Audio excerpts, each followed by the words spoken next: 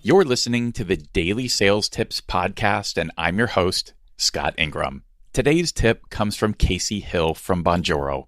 Casey is a leader in sales and growth hacking and is a top 10 writer in the world on Quora for SaaS sales, SaaS marketing, and SaaS. Here he is. Hey everyone, my name is Casey with Bonjoro. We're a personalized video messaging company, and I wanted to talk today about the power of building personal, human, authentic connections as part of the sales process. So before kind of even diving into that, I want to take you guys through a little thought example that was talked about in a TED Talk I recently listened to. So they asked people to think of a person whose name was Baker, and then they said to think of the profession of baker.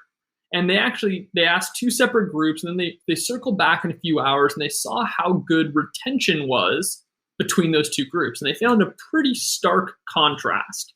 And the stark contrast was in favor of the people remembering the profession baker. Now, why was that? Why were people so much more likely to remember the profession baker than the person? And the reason is context. When you just give someone a name, they don't know, in that case, whether it's male, whether it's female. They don't have any context put around it. But in the case of the profession, you think of a baker, you think of the hat, you might think of the smells, you have all of these different associations. So that same principle is true when it comes to video as well. So when most people follow up, say after a sales conversation, they send a standard email.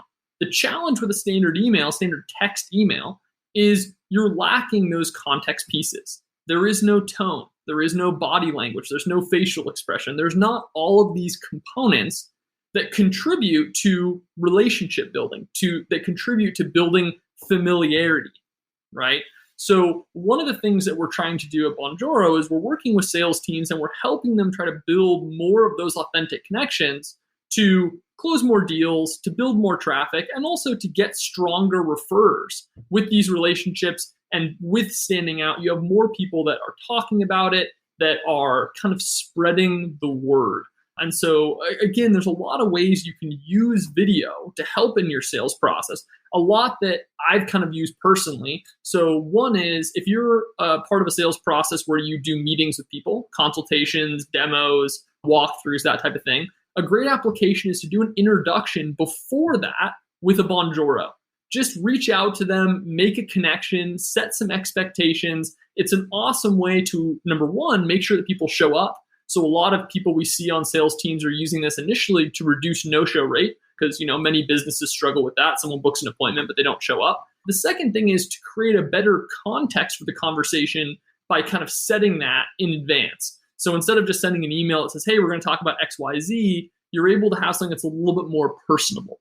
Then after someone has a meeting, the next place that you can really insert video effectively is after the conversation has taken place. So you send out something after proposal, and for the competition, they're just flooding people with those standard text emails.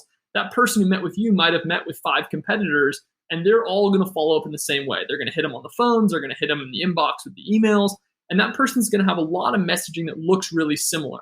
But if you use personal video, that's a way that you really stand out. It's a concept that a famous marketer called Seth Godin calls the purple cow. And basically what that means is, if you were going down the street and you see a cow, you're not going to think anything of it because you see a million cows. But if you see a purple cow, you're going to stop and you're going to check that out and you're going to tell people about it.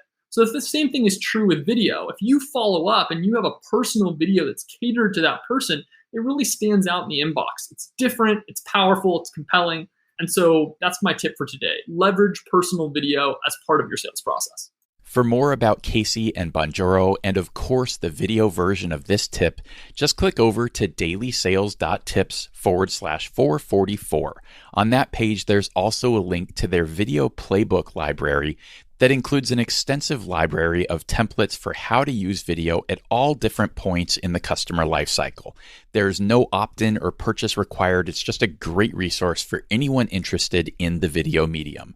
Again, you'll find that link at dailysales.tips/444. Once you've checked that out, be sure to come back tomorrow for another great sales tip. Thanks for listening.